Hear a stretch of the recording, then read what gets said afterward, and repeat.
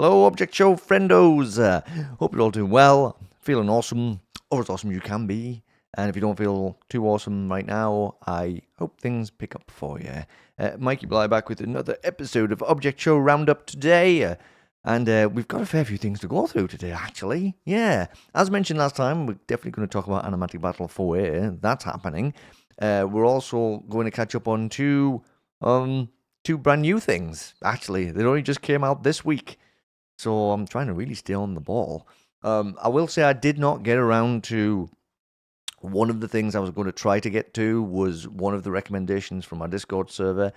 Did not get the chance to do that just because we talked about two other new things that came out. And I was like, I kind of want to highlight them. And I didn't have time to go through any of the recommendations because there's more than one episode in those. And that's like, it's a lot to go through. But I'm hoping that I can potentially do that for the next episode. Hopefully. As long as we don't get bombarded by a million other new episodes of things. Of course. That's always the caveat. But yeah, let's start going through these updates, shall we? Because, it's been another busy couple of days. So it's over to Allenimations first. We did talk a little bit about the potential Top Hat teaser. Top Hat plush teaser. Well, Alan went ahead and posted this. Do you guys like his new hat? Now, I was thinking, listen, is this like a test run of it? Is this a homemade one? Did someone just make this as a gift? Or is this actually what we're going to get? Are we going to get this? Are we going to be able to buy this? Or is this just, hey, look, someone made me a cool Top Hat plush? I'm withholding judgment on this. I just don't want to get my hopes up too much, and I don't want to assume or get everybody thinking that this is actually going to be a real product. It looks super cool, though. Looks adorable, actually. But look, did you have to put that bow on, though? Did you have to put that bow on? Why? Why did you have to put that bow on? Come on. I was just starting to get over this show. I was just starting to get over it. And then you had to go and do that to me. It's cruelty. Absolute cruelty. But also potential awesomeness. So I guess stay tuned. I'll keep my eyes peeled and see if we get any further stuff on this. It would be really nifty to be able to get a Top Hat plush. I want GPS as well. I need a GPS plush if we get a Top Hat plush. It only seems fair. But I don't want to be too greedy, I suppose. One thing at a time. Quickly pop over to Sentry now, and hey, 25,000 subscribers. Congrats. It's amazing. I'm thinking now because it's funny. I'm such a data nerd. I keep a spreadsheet where I track everybody's subscriber count every day. Just to see, because I like numbers, okay? I'm just a fan of numbers. I like seeing numbers go up, okay? I mean, well, not even necessarily just up, I suppose. I just like numbers.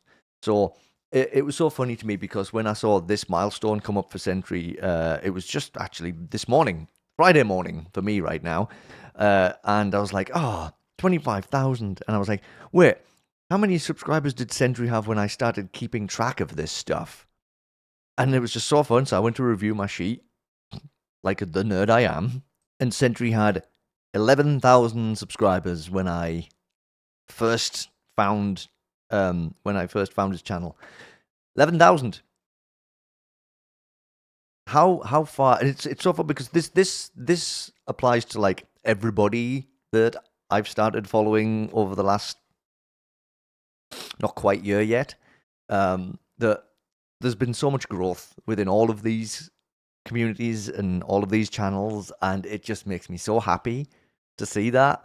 Like some growth is like vaster than others, but like to see everybody's numbers going up is really nice to see. And like I don't know, it just makes me feel all like, so every time I check on a morning and I'm looking, I'm like, oh, they're getting close to this milestone. It's like, oh, they went up by so much in just one day. Like usually if new episodes of stuff come out, it's just it just makes me happy. It just really makes me happy to see everybody doing so well. And Oh, long may that continue. Anyway, I diverted a little bit from the point here. Centrifuger, 25,000 subscribers, onwards and upwards. Keep up the amazing work. You're fantastic. All right, time to go over our first episode of the episode. It's time to talk about Animatic Battle 4A. Yep, it is finally time. The first time we have done a deep dive into an Animatic Battle episode, because the first episode I did, Animatic Battle 3 was already out. In fact, it's been like a year. Well, actually, it was June the 10th, 2024 when episode 3, Seeds for Suckers, came out. So needless to say, the excitement when this episode landed on us earlier in the week was, pretty vast, to be honest. So, time to find out what Animatic and the gang have been up to. But before we do, of course, I'm going to do the usual thing. Spoilers! We are going to do a deep dive in the episode. We're going to talk about a whole bunch of what happens in it, all of the major plot points, all of the big moments and everything. So if you haven't watched Animatic Battle 4A yet, probably it's best to just skip on past this section for now until you've watched it, and then maybe pop on back and listen to what I've got to say. And if you haven't watched any Animatic Battle yet, might not be a bad time to start, to be honest. Like I said, there's only 3 other episodes on top of this new one that just came out, so it's not a whole bunch to catch up on. It's pretty good. Although, a reminder for myself that I have not watched Object Fool, which is kind of the prequel series, you know. It all happened before Animatic Battle started, so I should probably watch that. And that's pretty short and easy to watch too, and it's been sitting with me for a while, and I haven't watched it yet. Yeah, I better get to that, huh? Okay. All the people who want to avoid spoilers have now left, I assume, so we can dive right on in to this episode. So it starts off with Notepad pushing the smashed remains of B-Block through the desert at the bottom of the cliff they both fell from at the end of the last episode. B-Block was being a menace. B-Block's well known for being a menace. Can't help it. Just, it's built into them, apparently. So, yeah, they both tumbled off the cliff. It was kind of B-Block that actually made them both fall off the cliff at the end of the episode. But either way, Notepad is clearly struggling with this task. So he comes up with a new plan.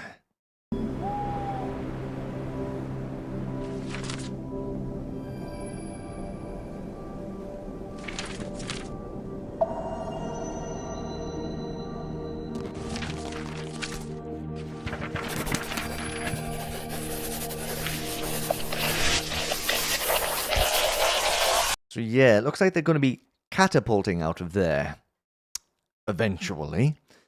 I mean, if Notepad was having trouble pushing the remains of B-Block through the desert, it's going to be a fun old time trying to craft a catapult, but probably would end up being a quicker route, so we'll probably hopefully see them sprawling back to the main cast list at some point.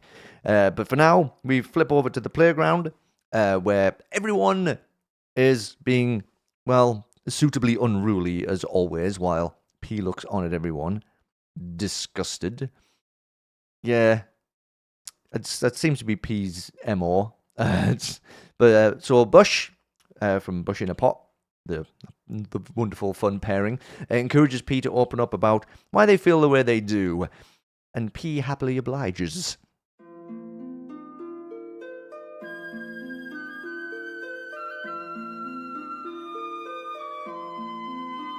My team is full of morons! I'm the only one trying here. In the middle of the challenges, they just go rowdy and ruin everything! Are they stupid? Do they think it's amusing? Are they stupid? He's stupid! That blue freak over there! He's always pulling that stupid pose! It's so annoying! I hate my team, I hate being green, What a shame. I'm mad. I'm always mad, but I'm not always mad. Sometimes I am all the time. I'm mad. And I'm P, and I'm green, and I'm small, and I'm in this big giant world where everything just is terrible. Goal! So yeah, this silly behavior continues for quite a while, honestly. The juice box slams into Kane's cup and blames him for breaking his straw, with a long-winded argument ensuing. Meanwhile, chocolate milk carton's cooking up some barbecue for everyone. Acid pops up and is purple now. Getting marker and tree from teapot vibes here. Just an easy little bit. So chocolate milk carton figures out what's happening, why acid's purple, and finds Sipper Ball attempting to use the malfunctioning recovery microwave. Yeah, it's been acting up. It's not really recovering contestants properly. It's spit them out with just weird, like, errors in the way they look. So it's probably not best to use it, but... So Chocolate Milk Carton does tell Sippy to stop using the machine and just ask Animatic to recover people instead, but Sippy says she's scared, unsurprisingly. I mean, out of all of the unruly and unhinged hosts of object shows, Animatic's definitely up there with the most out of control ones, I would say. Totally never know what the heck Animatic's going to get up to at any point in time.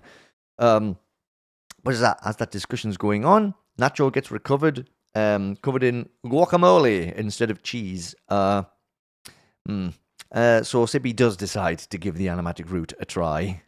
Unfortunately, Animatic doesn't let her get her request out, and instead drives her like a car on a joyride, wiping out several contestants, including driving right through Landscape, who is now presumably dead. Maybe. Hard to tell with Landscape, to be honest. But anywho's, back at the playground, Juicebox spots Mushroom sitting under a tree reading a book. Currently on the page about the smiling phenomenon, which I thought was pretty darn amusing, if I do say so myself. Juicebox then bugs him to fix his straw before Mushroom teleports him away, before then teleporting himself away after Daunt starts hovering around him. Curious, what is Mushroom up to? Mushroom did go on to do a disappearing act in the last episode as well, so we don't really know what the deal was there. Animatic then appears, running Daunt over and getting the eliminations underway. Oh joy. So let's get straight into those eliminations. Kane's Cup, Demon Core, and Daunt are revealed to be the first contestants safe on Team Object Fool, followed by P, Bioluminescenti, and Hives. This leaves Mushroom and Cher as the bottom two, with Cher earlier being kind of adamant they'll be fine because veterans never get voted out. Veteran as in took part in Object Fool, which is another reminder for me to actually watch Object Fool. If I say it twice, then maybe I will actually do it. So try and watch it before episode 4B of this comes out, if I can. Anyway, now it's time to find out who's eliminated. No! No! I shouldn't have left. Huh. Phew, that's good, because I was totally lying before. Good thing I had that luck after all. What a story. I wonder what happens next. I think we all know what happens next.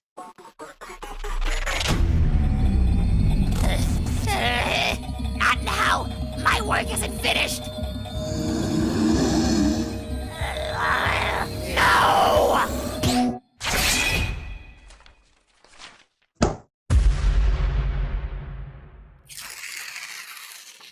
Our former friend Mushroom has gone on the loose. Is he a recluse? That silly goose! Where did he go?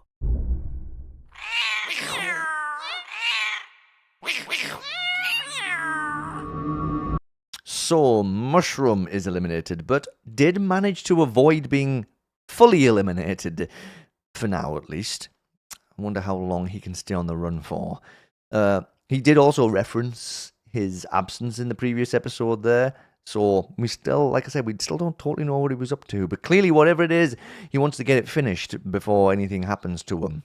So, like I say, what's Mushroom up to? There's some backstory going on there. There's some side story stuff going on that we're going to have to keep an eye on.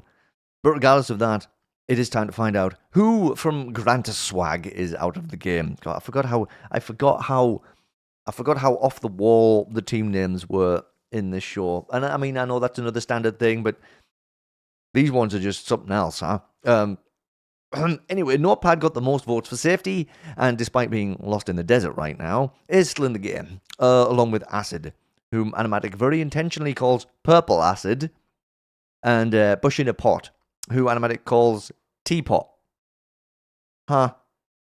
Alright, well, you know, I did say that Purple Acid was giving me Purple Tree and Purple Marker vibes earlier, so I think that just calls it out even more so. Thanks for that. Thanks for specifying that that's where you were going with that. Anyway, they're both safe, along with Chocolate Milk Carton. And after quite a tease of a moment, Animatic then announces that Sip and Ball and Silly Straw are both still in the game, leaving us with Juice Box and Nacho in the bottom two. Who's it gonna be? Guaco, Nacho, and Broken Box. One of you are leaving with an empty taste in your mouth. Well, it was nice knowing you, Juice Box. You barely knew me, kid. Let's see if you'll ever get to know Nacho at all. Obviously not. I mean, you can know a bit. Hey, I'm Nacho, and I'm chill. I like my oak, melting stuff, and staring contests. Today, I'm guacamole, but now I'm eliminated with 1,276 votes. Ah, oh well. Let's go! Nacho!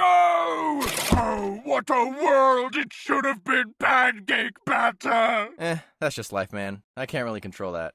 Something about surfing. I'll never forget our organic moments together, Nacho. Who even are you, dude? Anyway. Nacho. Tell Gapple to take care of my oak while I'm gone. Stay chill.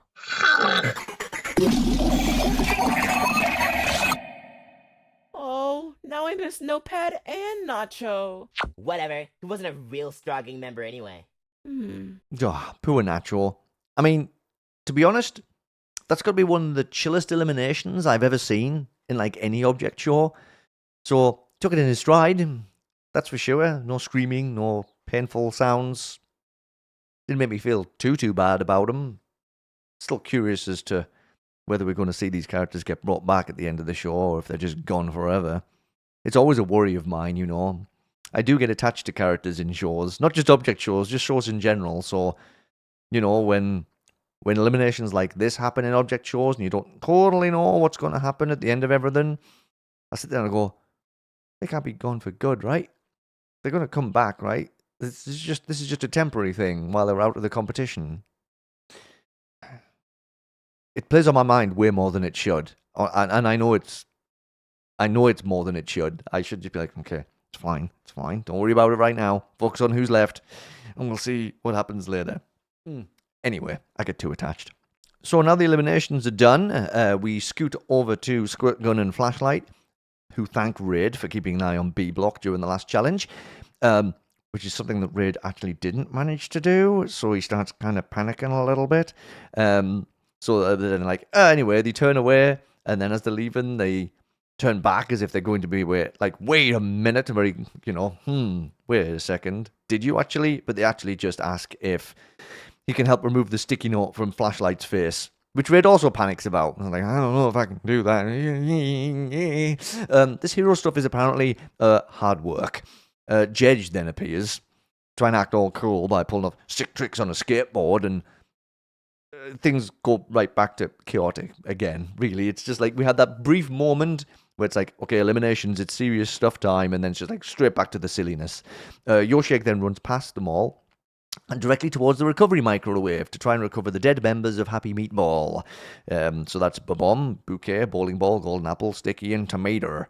Chocolate Milk Carton tries to stop her, but after seeing the photo of them all, I mean, how could you resist? Poor Yoshi Egg does let her try, whilst also saying, no, don't blame me if anything goes wrong. I tried to warn you. Yoshi then tries to recover Golden Apple and... Okay.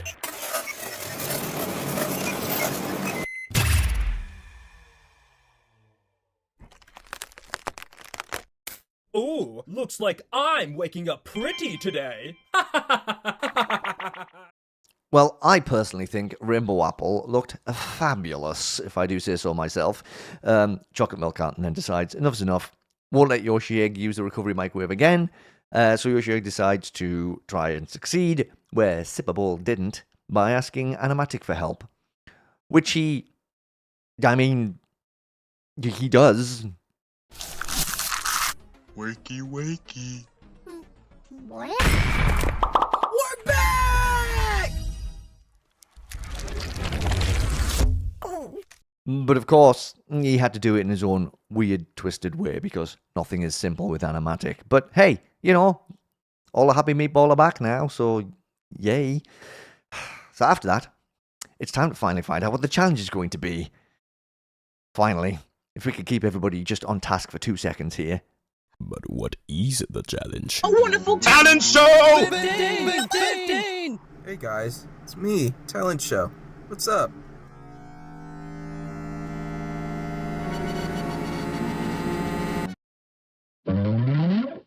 Your teams will have to come up with a talent to show off before the moon goes up! Actually, the moon doesn't necessarily go up like you may think. Due to the Earth's rotation, it gives the illusion of rising, but... Are you gonna shut up now? When the moon rises, your team will show off your talent. Your talent will be ranked by me and 3 loving little creatures of the night. When I say go, get ready to throw! Ready to throw what? Get ready to practice your talents. Alright, it's going to be a talent show. So Silly Straw shows off his handstand skills, which Juicebox is not impressed with. Well, is Juicebox impressed with anything, honestly? School ID card then grabs Buddy Cut Boy and has him spit all over Clay Brick. Ew. So that he can be reshaped into art. Now with the added moisture, we can mold clay brick into anything we want. There we go. Now clay brick is the absolute epitome of perfection. Yellow. School ID? I don't get it. How does this help us make a talent? Watch and learn, Eggdog Jr. Watch and learn.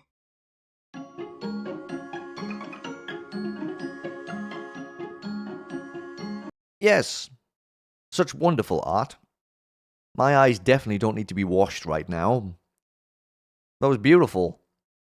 A whole bunch of characters then suddenly start talking about how lucky they are to be in the final 15, which, of course, we are nowhere near being. Confusion all around. The chaos is kind of sneak into this again, isn't it? After P mocks Hives relentlessly for a while, if this was the final 15, Hives wouldn't be here. Very mean, but very P, I suppose. Hives is determined to prove his worth. I'm talent. Prove it. I'm talent.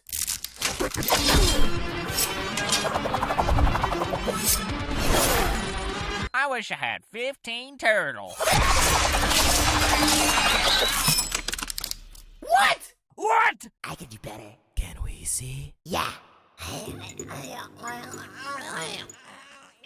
Bleh. I can do anything! Yeah, nice try, Bioluminescenti, but I think Hives beat you there. Also, rip again, Tomato. Dude might be able to stay alive for 10 seconds eventually. Ice Coffee then shows off his guitar playing and singing skills, briefly, before Clay Brick interrupts and scares the heck out of him. Shu then mocks Ice Coffee for being upset, and then mocks Pancake for saying to be nice to people, before Juicebox appears and appreciates Shu's meanness skills and goes for the high five. But Shu refuses the high five and says, I don't just do basic high fives. Gives Juicebox his card so he can learn how to do cool high fives. And I honestly have no idea if any of this is going to go anywhere or be relevant or anything like that, but felt like something I should mention, just in case it does end up going somewhere. I mean, perhaps Shu's awesome high-five skills will be Papaya's entry into the talent show. Unless Printer's amazing talent ends up winning the day, of course. I have a talent to share. Give us a grin, Printer. The world is waiting. I call this talent Yummy Yummy Gummy Gum. Do-ba-doo, ba-doo, ba-doo, ba-doo, do-ba-doo, ba-doo, do-ba-doo. I love you, man! I love you too. I'm sorry for being mean. I can't take this pressure! I can't do anything right! No, it's okay, Printer. They like it. Really? Your yummy yummy gum gum is gonna solve world peace. Oh! This is just too cute. I think I might blush. I mean, if it works, it works. It did seem to unite everybody. Whether it'll work on Animatic's another question entirely, of course, but seemingly few of the teams are starting to nail down the talents they're going to go with. So Shu and Oil Paint then have a good old-fashioned slap fight. Fiery and Coiny would be proud. Before Meatball breaks it up and sends Shu back to their team and tells Oil Paint that their team has their talent. Turns out that Do is pretty good at impressions. Maybe a bit too good? We figured out what to do. That's your cue. Oh, right. Hey, it's me, Chocolate Milk Carton. I always gotta take care of my recovery microwave, blah blah blah. I know a lot of things. Ew, what in the world? It's new. It's unique. It's do. And she can do this with anybody. Yeah, anybody. Now try being Jedge. Okay. Yeah, I'm Jedge. I want to look cool in front of my friends, so I put on a facade to hide my insecurities. What? Was that good? That was kinda harsh. Jedge isn't like that. How would you know? You weren't Jedge just a second ago. Okay, so let's not do Jedge anymore. Ooh, me next. Okay. Hi, I'm Rainbow Circuit. I have the personality of a doorknob and it weighs heavily on me subconsciously, but I feel like there's nothing I can do about it. So I just put on a smile so people don't worry about me. That's not true, guys. I think I'm done now. Buddy cut boy. Okay. Yeah, I think maybe stick to the Buddy Cut Boy impressions. Maybe they'll be less hurtful. Well, I don't know. Maybe whatever Buddy Cut Boy's language is, that's also hurtful to Buddy. I don't know. But anyway, it seems like Do is done with that. So Bowling Ball implores Bouquet for help. And when she doesn't know what to do, Bowling Ball tries sweet-talking Babom instead. However, Babom isn't interested in doing much of anything right now, after their best pal Eye Patch got eliminated in the last episode. Bowling Ball does convince him, though, by saying that if they don't showcase a talent, then one of them will be up for elimination, which means Babom might get voted out. It's like, do you want the same thing to happen to you? So yeah, that spurs Babom on, and he vows to go out there and win, although we don't see what his talent's going to be. And that wraps up the episode. Yep, 4A was indeed a hint that this will be a two-parter, with 4B coming later in November. Well, hopefully. Look, listen, this episode was a long time coming, and there's been discussions. It's funny because I did put a comment, so Greeny Gag did post a while back saying, quality over quantity, and I did comment on that saying, look, yeah, patience is key. Like, however long it takes is how long it takes. It's like, I'm always an advocate for, like, if you need to take time away from doing things, then take the time away from it, especially if you've got other things to do. But someone commented back on my comment saying, it's been a year, dude. I'm like, I know, it is a long time to wait, but you don't know what else is going on in the background, right? It's like, I've said this about all creative people, but not, and again, I always try and say this is outside of just object show discussions. There's like, if you work on another project, if you've got real life stuff happening, if you could have a lack of motivation, there's definitely some days I wake up and I'm like, I just don't feel like doing any of the stuff I'd normally do outside of my regular day-to-day stuff, right? It happens. Burnout is another thing as well. It's like, there's a lot of things it could have been. There's a lot of reasons. But the main thing is, look, episode 4 is here, and it was really fun to see everyone again. And let's see what happens in 4B. It's like, it was a really good episode. Really, really good. We back. We still kicking. And now we wait for 4B. All right, for anybody who was worried that there wasn't an update from Krispifishh in the last episode, never fear, we have an update now. We got some more art of Cammy. Look at her. New design versus earlier this year. Look at the change. So the new design is this one here. This is the old design. You can kind of tell, really. You can, can't you, which one the newer design is, because we've seen a lot of Krispifish's art updates in the last few episodes. So look, I love this. There's just something about Crispy's character designs that really resonate with me, and like I just like them all. I don't know. I'm repeating myself a lot with sharing Crispy's art. It's like I don't know what else I could really say. At this point, I should really just share them and just go, look, and then move on, because I am just saying the same words over and over again. And I'll say the other same thing I usually say. Keep up the awesome work, Crispy. You are fantastic at the art stuff. And Crispy also posted a short asset test over on the channel as well, just to show some of the little animation sequences for some of the characters and stuff. So head on over to the channel and you can see lots of little stuff like that. And Crispy does so many updates. Highly recommend popping over there and keeping an eye on what's going on. Okay, let's talk about someone we haven't talked about before. MintyInTown, who released their short film Nolla this week. I just wanted to highlight and give some love to this amazing short film. Minty's first foray into directing, also worked on pretty much every other aspect of the show as well, along with help from a whole bunch of other fantastic people. But Minty has obviously clearly put so much heart and hard work into this, and I really, really wanted to talk about it because it was so good. So good. So Minty does work on Tripwire, which is kind of how I found myself over on the channel watching this. I was actually there watching the premiere of it because it was one of those YouTube videos where you could watch it live with other people and stuff. And it's like, am I getting to the point where I'm making people a little bit nervy when they see me around? Don't let me intimidate you. No, I want to be the opposite of that. I'm here to be supportive. No, I felt so bad. I was like, no, I'm not here to make anybody nervous. Minty, I'm so sorry.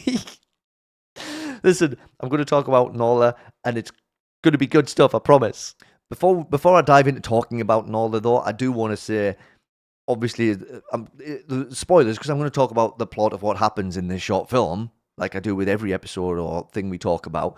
So, if you haven't watched it yet, then get on over there to Minty's channel and watch this short, because it is so good. It is so good.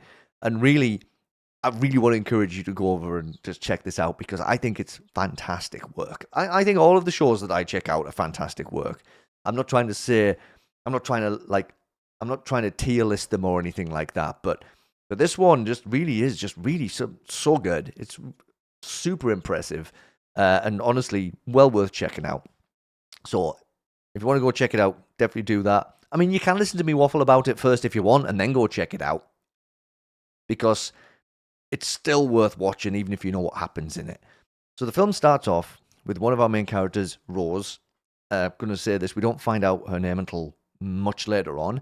But just to make things easier, and so I'm not just saying that character, this character, let's just say the name now. So she gets woken up by her phone in the middle of the night. Could be an alarm going off to get up for work or something. It's like, that's potentially what's going on. But anyway, we've all been there, regardless whether it is having to get up super early to go to work or someone messaging you randomly in the middle of the night. It's like, oh, what the heck? So she hops out of bed and starts receiving messages in a chat group as she gets ready for the day. We then see her in a train station hopping onto a bench. There's a fire extinguisher sitting on the bench beside her when I believe it's a bok choy comes to sit as well, sitting on the same bench as Rose. And we see her kind of shift uncomfortably and slide even further away to the side of the bench. And then she kind of looks down at the floor awkwardly. So it's kind of one of those, straight away you can kind of get a feel for her kind of personality. Maybe not like super comfortable around other people and kind of nervy around people, that kind of character. We then cut to the inside of the train where Rose is sitting on her own while the fire extinguisher and bok choy are sat beside each other chatting. Seems like they struck up a friendship there in the station, but Rose looks on sadly, feels so bad for her, and sends a message to the group chat from earlier asking if anybody's free today. Oh, she's awkward around maybe new people and just wants some comfort, wants to be around people that she kind of knows.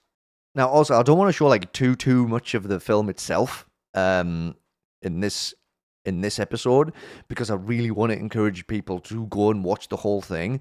But I am going to drop a few little bits and pieces from it, just because like I've got to share some of the amazingness of this. So we're going to show this clip first, and it's one of Rose crossing the street after getting off the train. I have to share this one just because like everything's put together so wonderfully in this scene.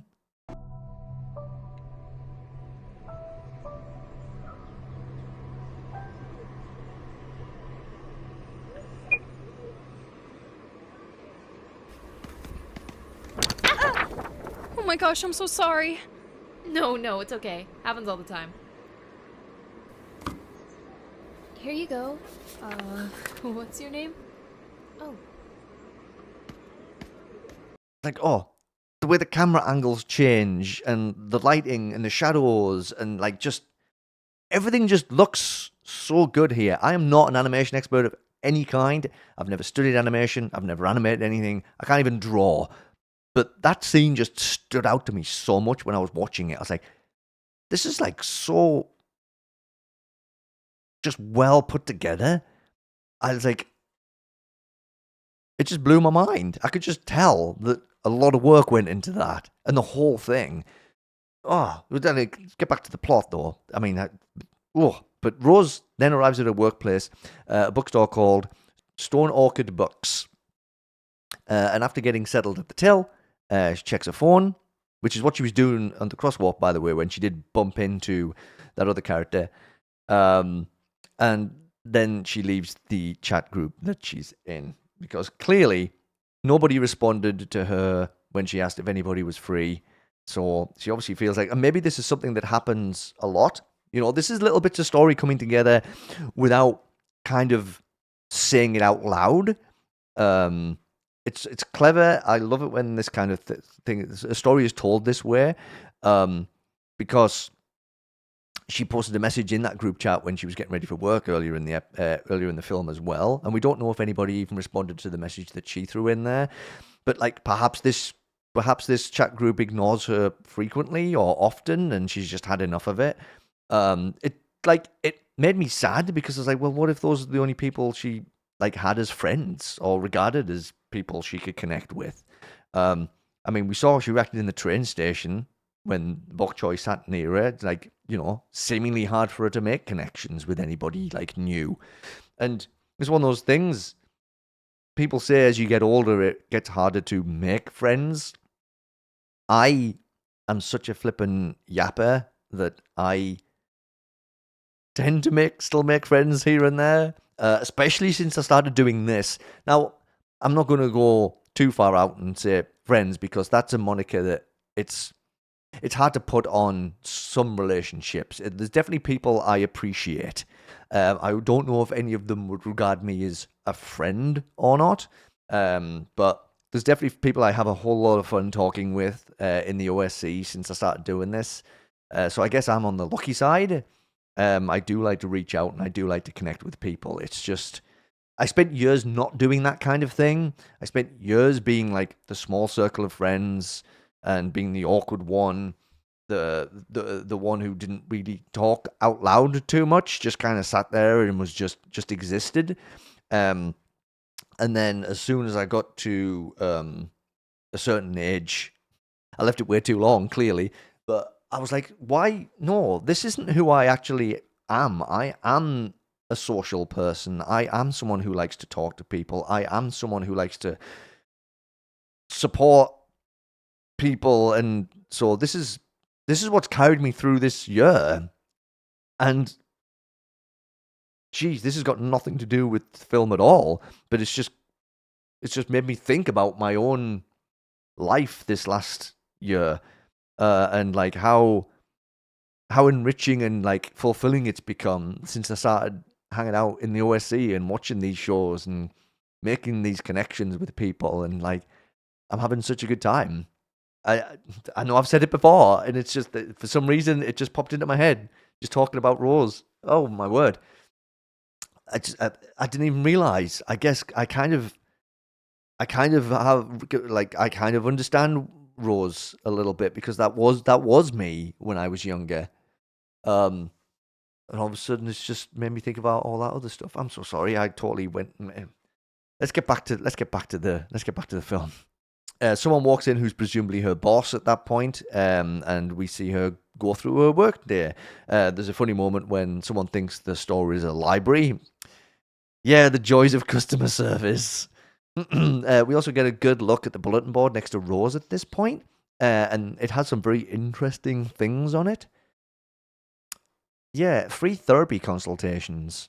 It's not something you'd see as unusual, I guess. It's something you'd probably see on bulletin boards here and there, but we'll just say we'll come back to that.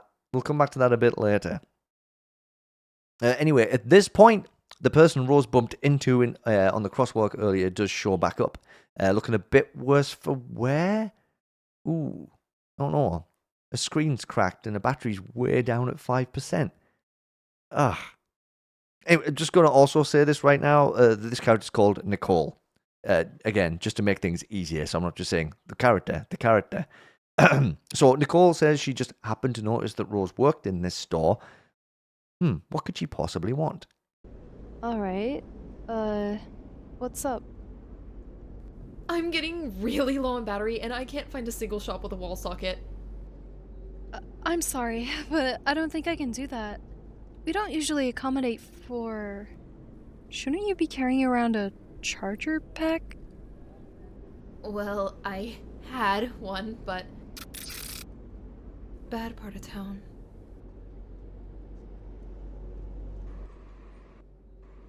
I think there might be one in the back. My boss just left, so you can use it. It seems like Nicole ran into some trouble in the bad part of town and presumably had her charger stolen. So Rose does take pity on her and lets her in the back to use the wall charger, but quickly also asks Nicole not to take anything, and we get a super adorable thumbs up. It's just little things like this that I love so much, you know? It just seems like nothing, just a little silly thumbs up, but it's just cute, and it just made me smile, and I loved it. Nicole then walks back to the front desk to give Rose the papers she dropped back at the crosswalk, saying that she kept them safe for her. My heart. It doesn't seem like much, but surely it means a lot to Rose, you know, that someone would go out of their way to keep their things safe, even if she kind of forgot about them in the moment. I mean, I've definitely done similar things before due to embarrassment or distraction. So I get like, you know, you bump into someone and maybe something does go flying out your hands, but you're so embarrassed about bumping into them, you just kind of go, nope, just going to keep going. No, just whatever. So I understand. I've been in that boat before. So then we cut to later in the day, and Rose keeps looking to the back where Nicole is, like seemingly, you know, perplexed about how long she's been back there. Then we do cut to Nicole. See, she's up to 98% charged now. Have to appreciate the background details here again. There's another mention of therapy on a yellow sticky note above the desk, you know, the therapy session. The calendar that shows the current month is Octoberary. That made me giggle. It's making me think of Smarch from The Simpsons. Lousy Smarch weather. So then Rose comes in to tell Nicole that the shop's closing for the night, so she'll have to leave. And now we do finally get those name introductions, along with the end of the episode. Thanks again. I'm Nicole, by the way. Rose, and it's nothing.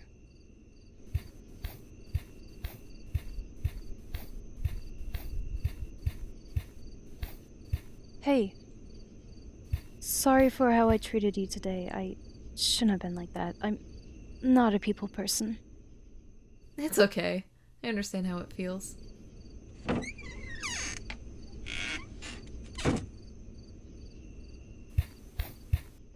Hey, wait!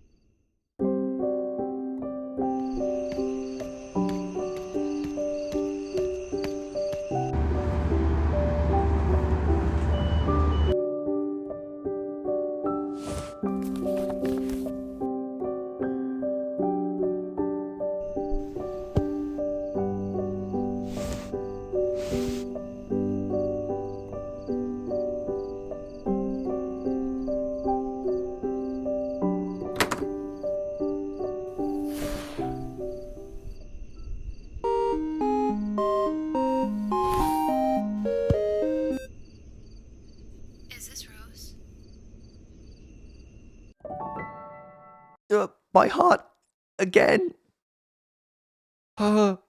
it seems like Rose took a chance on making a new friend. Although I do also want to point out her adorable reaction when telling Nicole her name and then saying it's nothing. Look at that! Look at that expression. I can't with these two. And we only got to hang out with them, and it was for less than 10 minutes. This is a 7-minute short film, and in 7 minutes, I went through the whole gamut of emotions. I went through everything, and that's it. That's credits. We do get one more beautiful little image of Rose and Nicole hanging out during the credits as well. And look at that, it's so nice. And I melted. It's seriously. There's also a QR code that pops up super duper briefly when Rose goes to see Nicole at the end of the film. If you can manage to scan that, it takes you to some documents in a drive that add more to the story. I don't want to ruin any of that though, because that's part of the fun that you should experience yourselves. But if you can't scan the QR code, Minty did drop the link to the drive in the description of the video. So now you're going to kind of have to go over there, aren't you? It's like, if I didn't convince you already, you've got to go over there and watch this film. It was so good. It's such good work from like everyone who worked on this. I cannot recommend this enough. Can you hear me trying to hold my voice back a little bit because I'm just crying thinking about the ending again? Get on over to Minty's channel. Check this out. It's just an amazing 7 minutes. Just 7 minutes of your life. And it was fantastic. It is just so good. I've watched it so many times already. I just keep going back and I need to watch these two again. I just need to watch them again. It's so good. And Minty, awesome job. First directing job. First directing job. It sounded not the right way I wanted to say it. First time doing direction. God, just amazing. So many talented people in this community. It absolutely blows my mind every time. And everybody brings their own little thing with them and their own little style. And you could just look at all of these from the outside and say, what? These all have the same vibe. They all look the same. They're all just whatever, right? It's like, no. You can tell one person's style from another's. And not all the stories are the same. You cannot say that these are all the same. The object show variety is so vast and so amazing. And I am so amazingly happy to be here watching these things and talking about them and just enjoying the heck out of myself. And I really do hope I have inspired at least a few people to go over and check certain shows out that channels out that they maybe wouldn't have thought about checking out. I really do hope that I am making some kind of a little difference.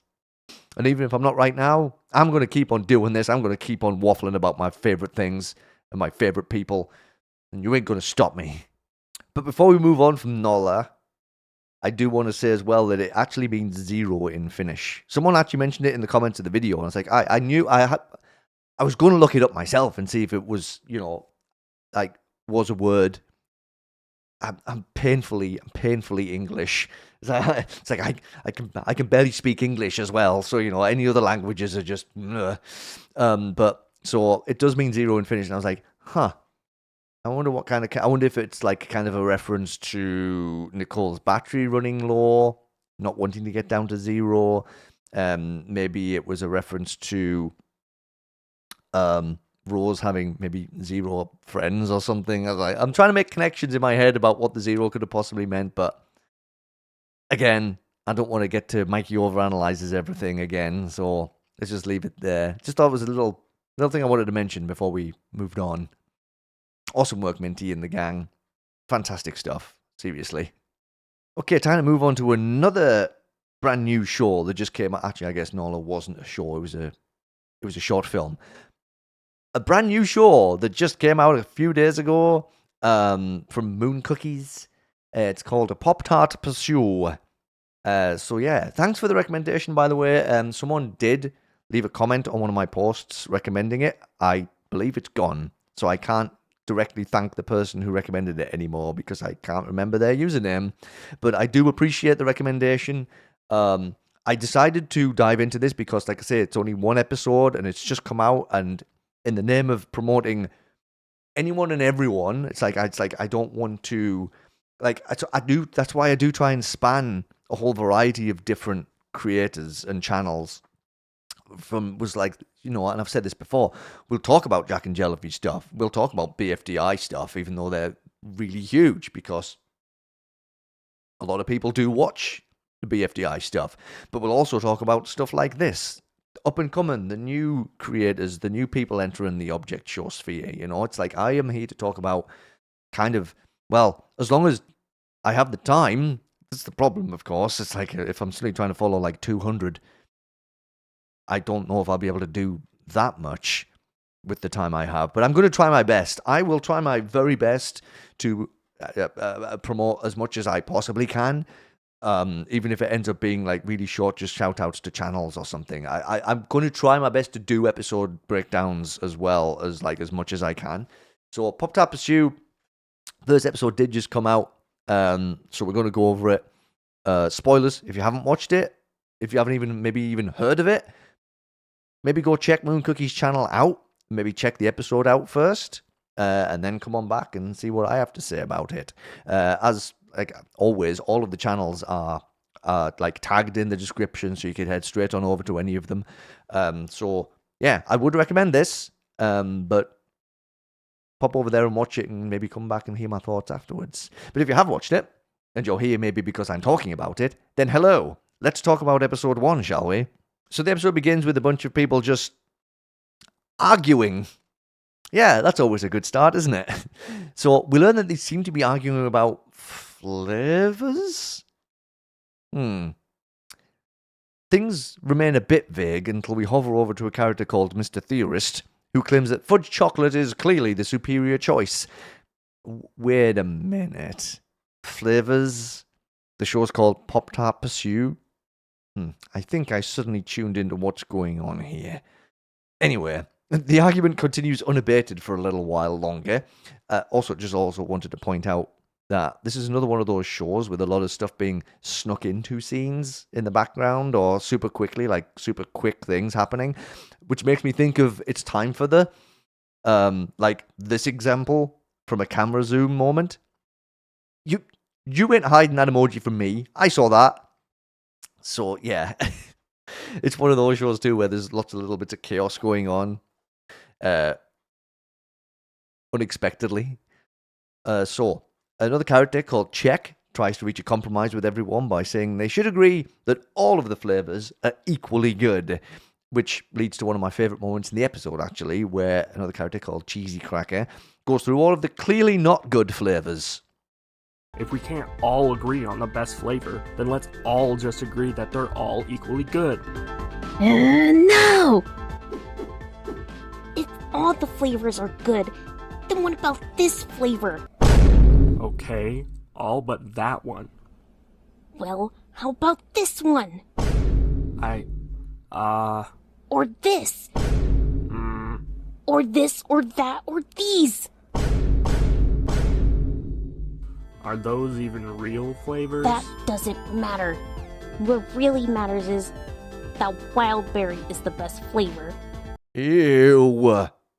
Although, I'd have a go on those Elmer's glue ones. Anything frosted, The frosting makes it. Ugh. Anyway, I love how Cheesy Cracker wraps up things with their favorite flavor as well, by the way. Complete with the fang tooth. That's another classic right there. Characters who have a fang.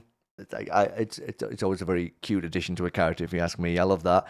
The argument then descends into violence, which I guess seemed inevitable over an issue as serious as Pop-Tarts. This is serious business, after all. Just as things start to get a little bit too out of hand, someone new turns up to clear the air and to start the intro. And no fighting, guys. This isn't you. Yeah, guys, listen to him. Let's stop fighting.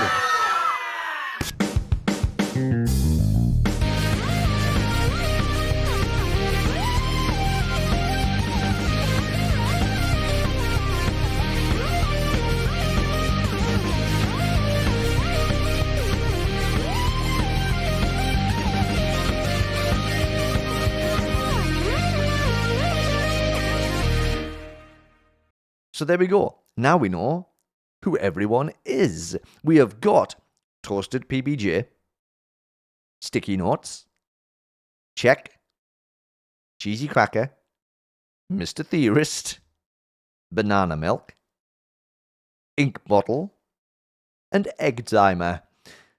So, first impressions for me, Banana Milk and Cheesy Cracker were the ones that stood out in that little intro piece. It's like, you know, we've just got started. It's early days. We don't know a whole lot about any of the characters yet, their motivations, any of that stuff. So my opinion may change. It could do. I just like, I'll make those early, first impressions. Always about first impressions. Oh yeah, also we have a lovely creepy image just after the intro sequence finishes. That face seems familiar, but for some reason my brain can't quite place it. From a horror game, perhaps, or a creepypasta. I don't know. Do you know? Feel free to let me know if you know what that face is from, or is it just made for the show? I don't know. Let me know how out of touch I am. Anyway, who is this new arrival? Well, they're a whiteboard, and they seem to be able to use their accessories in magical ways, like, well, using one of their markers to gag Banana Milk when they start screaming. Yeah, okay. Interesting. As they're about to explain why they're here, they get distracted by a plot device. Yeah, they spot that the gang has a recovery cereal box. It's always a handy thing to have lying around the place, isn't it? They also say it makes their job 20 times easier, which is slightly concerning. Expecting lots of death, are we? Oh, geez, better buckle up for this. But as long as you've got a recovery center, then I guess it doesn't matter too much. Look how many times characters have died in other shows that have recovery centers. Doesn't matter unless the recovery center gets broken, does it? Ah, wait. That has potentially happened several times in other object shows, hasn't it? Oh boy, let's not worry about it right now. We're just getting started. So Toasted PBJ then asks how Whiteboardy got here, and they say they've always been here, which leads to a cutscene which is very reminiscent of something. I've always been here. You have?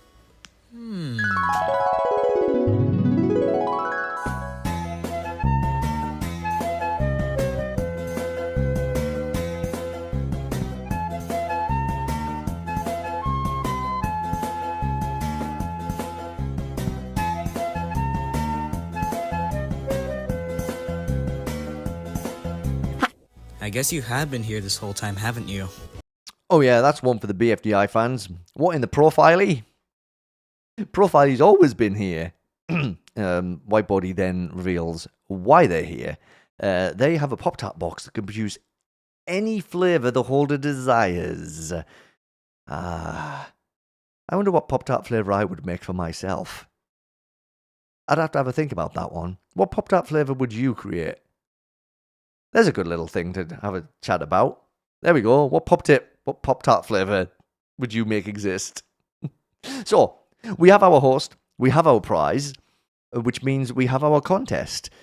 Well, actually, we don't actually technically have contestants yet. So, is everyone in? Inkball says they don't need to take part in a contest to win the prize when they could just, take it. And then we get to see another one of Whiteboardy's powers in action. Hey, what the? Hey, stop, hey, no! Okay, duly noted, don't cross Whiteboardy. Thank goodness for the recovery cereal box.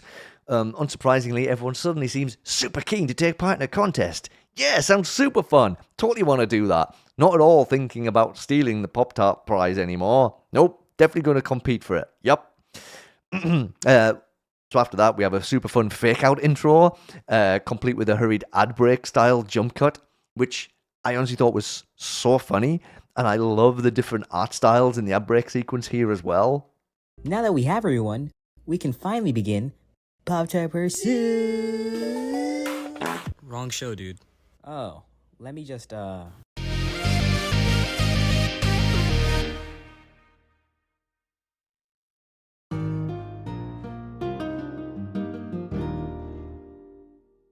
Yeah, that's very. We'll be right back after these messages. Yeah, that's that's the vibes I'm picking up from that. Very funny.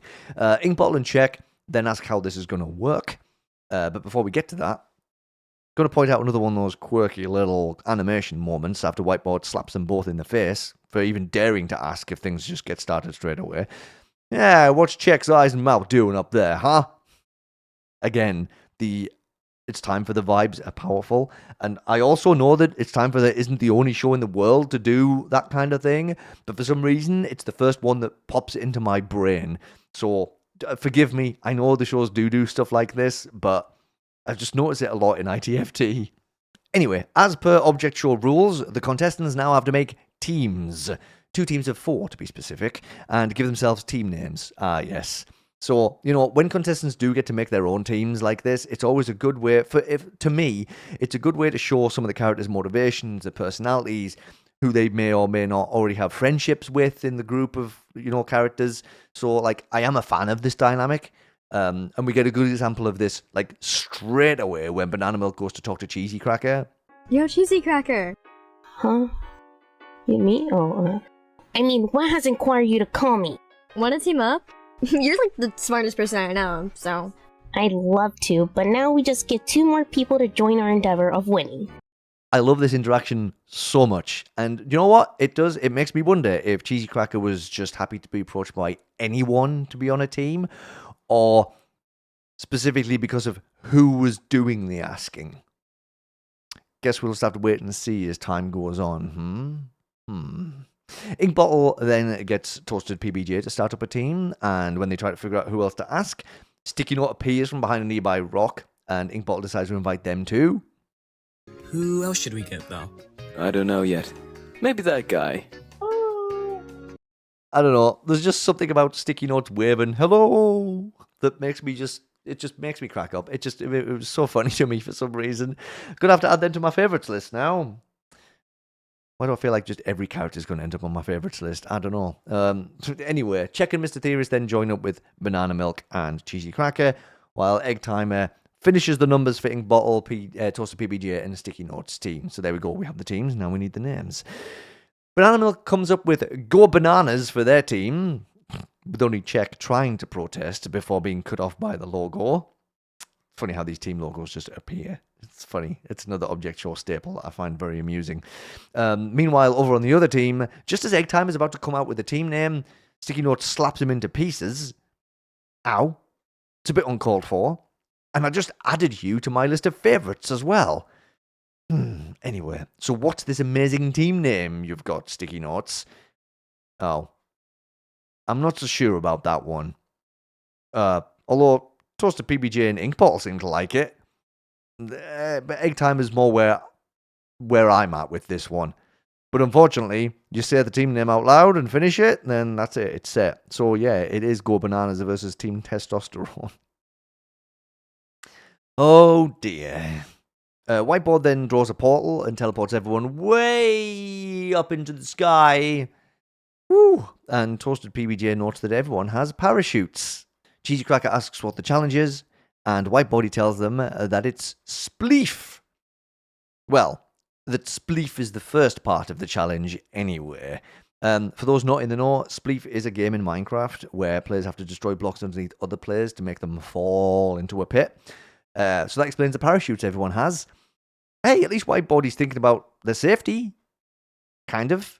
And that's the end of the first episode. Honestly, looking at it on first glance, it just seems like, standard Object Show layout. Unhinged host, check. A strange but alluring prize, check. A bunch of goofball contestants, check. But what can I say? Mikey knows what he likes, and he likes this premise a lot. Okay, so I'm looking forward to seeing where the show goes. Congrats to Mooncookiez and the team on a super fun and well-made first episode. It was very good. I'm not sure if you noticed as well, the style changes a couple of times in the episode. Like the characters' mouths go through different styles. I thought that was very funny. Also adds into that kind of chaotic, not everything staying the same kind of vibe that was going on. Honestly, really enjoyed it. It's just seemed super fun, super off the wall, goofy fun, and sometimes you just need a little bit of goofy fun in your life. So I appreciate it. And looking forward to episode 2. All right, that is all of the updates we have for this episode. So I don't think I'll be doing a midweek episode next week. I don't think. It depends what happens over the weekend, if anybody suddenly drops an episode on us. But as of right now, the plan is not to have one midweek next week. Like the midweek episodes weren't always going to be a permanent thing. I know I said I might do more often now and again, but the plan was not to have them regularly, just if we needed one. So I'm thinking it might not be needed next week. So I could maybe give myself a little bit of a break as well. It's like I've been enjoying getting midweek episodes done and getting to talk about episodes of stuff, but it is a lot. And it's been taking a lot out of me, and I don't think I could have kept it up for too much longer. Like I've mentioned it before, I do have a lot of other stuff outside of this. You know, I've got the full-time job, I've got the family, so there's lots of other stuff that like my time has to be dedicated towards. This is still very much just a nice little fun hobby that I do. One of the funnest hobbies that I have ever dived into, I have to say. But I can't always commit to doing 2 episodes a week. Not right now, I can't anyway. Things need to vastly change for me to commit to 2 episodes a week. It's like we could probably do 2 episodes a week somehow. There would always be something to talk about twice a week. But for now, I can't commit to doing that. Sadly. One day, perhaps. But yeah, that's it for now. So next week, if I can, I will be diving into another one of the recommended shows that was recommended to me in my Discord. That would be fun if I did get the chance to do that.